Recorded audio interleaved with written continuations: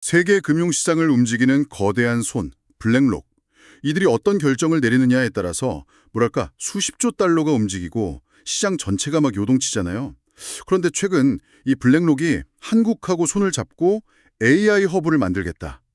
또 한편으로는 리플, XRP의 기술 인프라로 활용할 수도 있다. 이런 아주 흥미로운 소식들이 들려왔어요.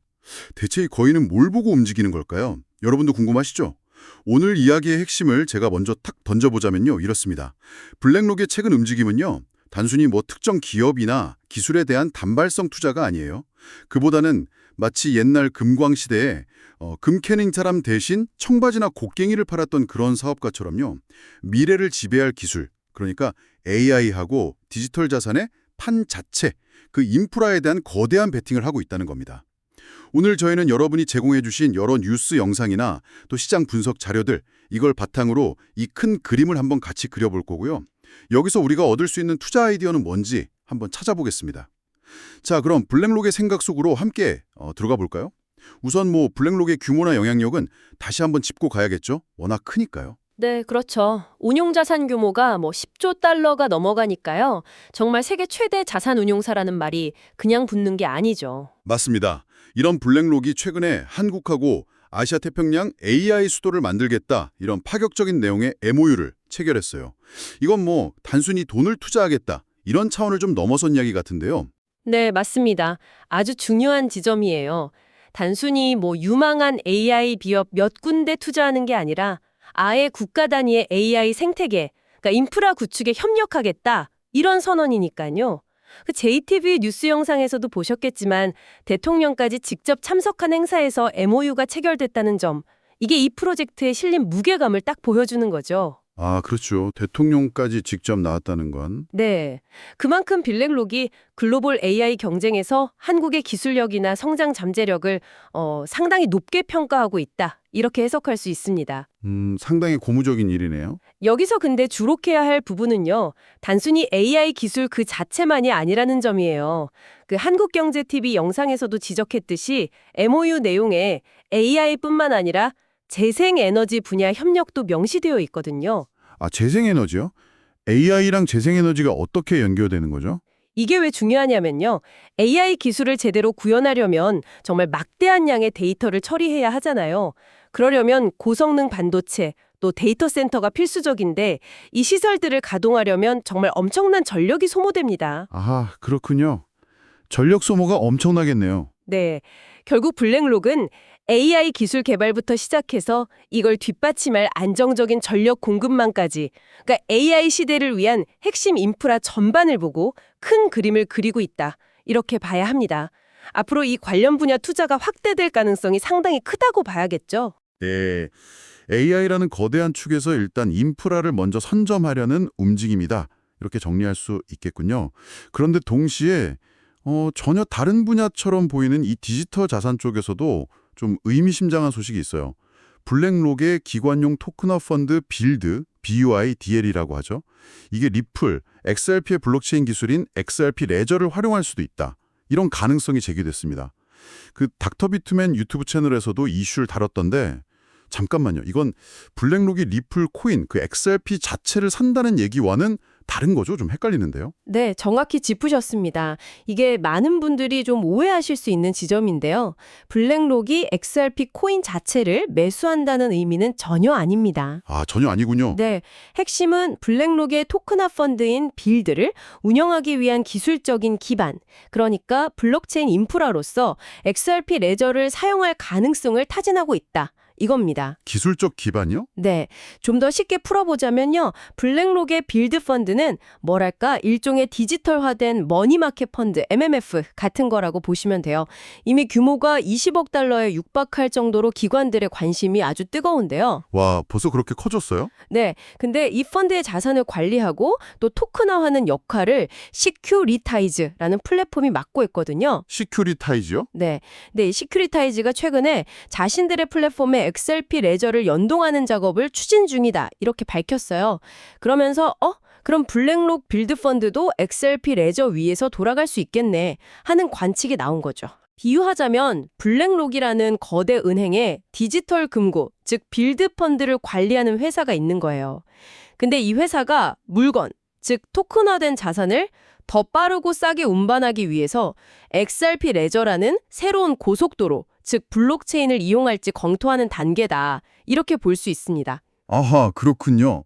그러니까 XRP라는 코인 그 자체가 아니라 XRP 레저라는 그 기술 고속도로의 효율성에 주목하고 있다는 거네요. 마치 물류회사가 더 좋은 운송 시스템을 찾는 것처럼요. 정확합니다. 그럼 이게 금융시장에서는 어떤 의미를 갖는 걸까요?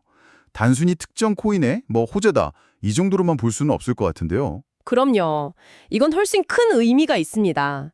기관 투자자들이 암호화폐 시장을 바라보는 시각 자체가 변하고 있다는 아주 중요한 신호탄이에요. 예전에는 어떤 코인이 오를까 하는 그 가격 변동성에 주로 주목했다면 이제는 어떤 블록체인 기술이 실제 금융 시스템에 효율적으로 적용될 수 있을까? 그러니까 실용성이나 확장성에 더 큰 관심을 보이기 시작했다는 거죠. 실용성, 확장성. 네, 전통적인 금융자산을 블록체인 위에 올려서 더 효율적으로 거래하고 관리하려는 그 실물자산 RWA 토큰화라는 큰 흐름하고 정확히 일치하는 움직임입니다. RWA 토큰화요. 네, 그 닥터 비트맨 영상에서 리플 CEO 모니카 롱이 언급했던 사례들을 보면 더 명확해져요. 예를 들어 싱가포르의 DBS나 미국의 프랭클린 템플턴 같은 아주 큰 금융기관들이 리플의 스테이블 코인인 리플 USD를 활용해서 토큰화된 자산 대출 거래를 실험하고 있다. 이런 점. 그리고 또 시큐리타이즈다. 이 리플 USD를 블랙록이나 바네크 같은 다른 운용사 펀드의 교환 수단으로 추가했다는 점. 이게 중요합니다. 그러니까 특정 코인이 아니라 실제 거래에 쓰일 수 있는 안정적인 디지털 화폐, 스테이블 코인하고 그 기반 기술이 점점 중요해지고 있다. 이런 뜻이군요. 바로 그거죠. 국경 간 거래라든지 기관 간의 결제에 쓰일 수 있는 안정적인 디지털 화폐. 그리고 그걸 뒷받침하는 블록체인 기술. 이게 핵심이 되는 겁니다. RWA 토큰화라는 큰 흐름 속에서 XRP 레저 같은 특정 블록체인 기술이나 리플 USD 같은 스테이블 코인이 일종의 표준 인프라로 자리 잡을 수도 있겠다. 이런 가능성을 엿보는 거군요. 물론 시장 전망은 여전히 안개 속이죠. 그 닥터 빈맨 영상에서도 보니까 비트코인이 340만 달러까지 갈 거다 이런 초긍정론부터 시작해서 10만 달러 아래로 떨어질 수도 있다. 이런 경고까지 아주 극단적인 예측들이 막 공존하더라고요. 맞습니다. 단기적인 가격 예측은 언제나 어렵고 위험 부담이 따르죠. 아서헤이즈 같은 유명 트레이더의 예측도 물론 참고는 할 수 있겠지만요. 사실 더 중요한 건 이런 예측이 맞냐, 틀리냐 그 자체보다는 그 이면에 있는 구조적인 변화의 방향성입니다. 구조적인 변화의 방향성? 네. 블랙록 같은 거대 기관 자금이 왜 이 블록체인 기술하고 토큰화에 관심을 보이는가? 그리고 또 머니타이탄 영상에서 언급됐던 ISO 20022 같은 새로운 금융 메시지 표준화. 이게 왜 중요한가? 이런 걸 이해하는 게 필요해요. ISO 2002요? 그건 뭔가요? 좀 생소하네요. 그게 뭐냐면요. 전 세계 금융기관들이 서로 데이터를 주고받을 때 사용하는 일종의 공용어를 만드는 작업이라고 보시면 돼요. 표준 양식을 정하는 거죠. 이게 도입되면 국가 간 송금이나 결제 시스템이 훨씬 더 효율적으로 바뀔 수 있거든요. 시간도 단축되고 비용도 줄어들고요. 금융기의 에스페란토 같은 거군요. 네, 비슷한 비유입니다. 이런 큰 흐름 속에서 XRP 레저 같은 기술이 어떤 역할을 할 수 있을지 이걸 주목하는 게 더 중요하다는 거죠. 들어보니까 한국 AI 허브 구축하고 또 XRP 레저 활용 가능성 타진 이 두 가지가 전혀 별개의 움직임이 아닌 것 같다는 생각이 드네요. 둘 다 결국은 미래 기술을 위한 인프라 구축이라는 큰 틀에서 뭔가 연결되는 것 아닐까요? 블랙록은 왜 이 두 가지에 동시에 이렇게 힘을 쏟는 걸까요? 정확히 보셨습니다. 그게 핵심이에요. 두 움직임의 바탕에는 미래 기술 인프라 선점이라는 공통된 전략이 깔려 있습니다. AI 시대가 본격화되려면 아까 말씀드렸듯이 막대한 데이터를 처리할 반도체, 데이터 센터, 또 안정적인 에너지 공급망, 이게 필수적이잖아요. 그렇죠. 마찬가지로 모든 금융자산이 토큰화되는 시대가 온다면 이건 레리 핑크 CEO가 여러 차례 강조했던 부분이죠. 이걸 뒷받침할 안정적이고 또 확장 가능한 블록체인 네트워크 그리고 효율적인 디지털 결제 시스템이 반드시 필요합니다. AI든 디지털 금융이든 결국 기반 시설이 중요하다. 네, 블랙록은 이 AI와 디지털 금융이라는 두 개의 거대한 미래 시장 모두에서 기술 그 자체보다는 그 기술이 원활하게 작동할 수 있도록 하는 기반 시설, 뭐랄까 길을 닦는 데 집중하고 있는 겁니다. 마치 그 19세기 골드러시 때 금을 직접 캐는 사람들보다 그 사람들에게 청바지나 곡괭이를 팔았던 사람들이 더 안정적으로 큰 돈을 벌었던 것처럼요. 아, 리바이스 같은 경우는요. 네, 맞아요. 블랙록은 변동성이 큰 기술 자체보다는 그 기술을 가능하게 하는 핵심 인프라의 가치를 더 높게 보고 선제력으로 투자하는 전략을 취하고 있다. 이렇게 해석할 수 있습니다. 와, 정말 흥미로운 관점이네요. 기술의 판 자체를 선점하려는 전략이라. 그렇다면 이런 거대한 흐름 속에서 저희 같은 개인 투자자들은 어떤 기회를 포착해야 할까요? 뭐 단순히 블랙록이 관심을 보이는 기업이나 코인을 그냥 따라 사는 게 능사는 아닐 텐데요. 물론입니다. 그게 제일 중요하죠. 왜 블랙록 같은 거대 기관들이 이런 움직임을 보이는가? 그 이유와 맥락을 이해하는 게 우선입니다. 그 머니타이탄 영상에서도 강조하듯이 그냥 남들이 좋다고 하니까 따라 사는 게 아니라 시장이 움직이는 그 원리를 파악하고 자신만의 투자 기준을 세우는 것이 중요합니다. 네, 원리 파악과 기준 설정. 그런 관점에서 본다면 AI 분야에서는 단순히 어떤 특정 AI 서비스 기업뿐만 아니라 그 AI 기술 구현의 근간이 되는 분야들을 좀 눈여겨볼 필요가 있어요. 예를 들어 한국경제TV나 굿모닝 작전 같은 영상에서 다루는 내용들처럼요. 반도체 업황 개선 기대감 속에서 주목받는 HBM, 즉 고대역폭 메모리 외에도 AI 서버가 늘어나면서 수요가 증가할 낸드 플래시나 또 HBF라고 하죠. 하이 밴드위드 플래시 같은 차세대 메모리 기술들. 그리고 이런 것들을 생산하는 데 필요한 소재, 부품, 장비 기업들의 성장 가능성까지 함께 살펴보는 시기죠. 아, 그러니까 반도체 하나만 보는 게 아니라 그 주변 생태계까지 넓게요. 네. 삼성전자나 SK 하이닉스 같은 대기업의 움직임은 물론이고 그 아래에서 핵심 기술력을 제공하는 그런 강소기업들까지 시야를 넓혀보는 겁니다. 그렇군요. 그럼 블록체인 쪽은요? 블록체인 분야도 마찬가지입니다.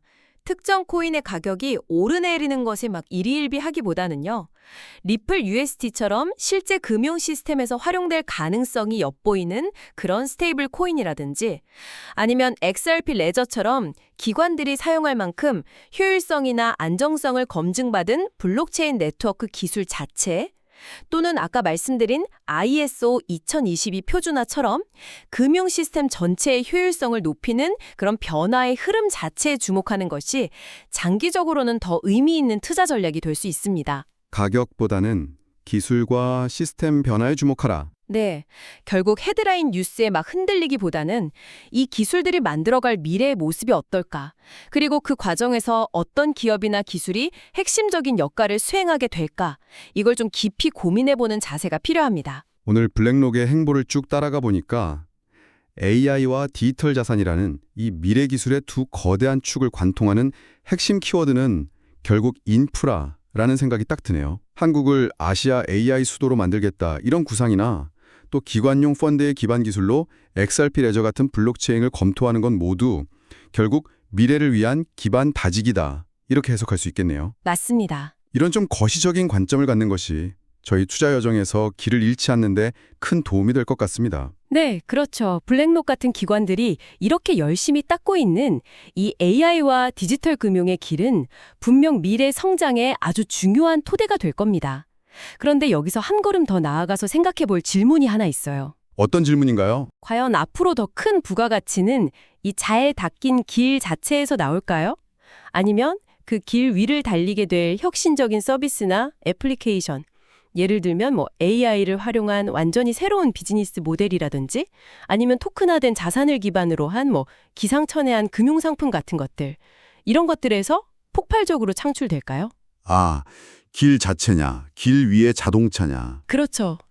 지금 길을 닦는 이들과 앞으로 그 길 위를 달리기들 이들 중 여러분이라면 어디에 더 주목하시겠습니까? 이 질문을 한번 곱씹어 보시는 것도 아주 흥미로운 탐색이 될 것 같습니다. 네, 정말 생각해 볼 만한 질문이네요. 오늘 저희가 준비한 깊이 있는 이야기는 여기까지입니다.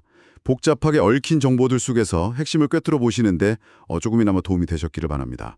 다음 시간에 더 흥미로운 분석으로 다시 찾아뵙겠습니다.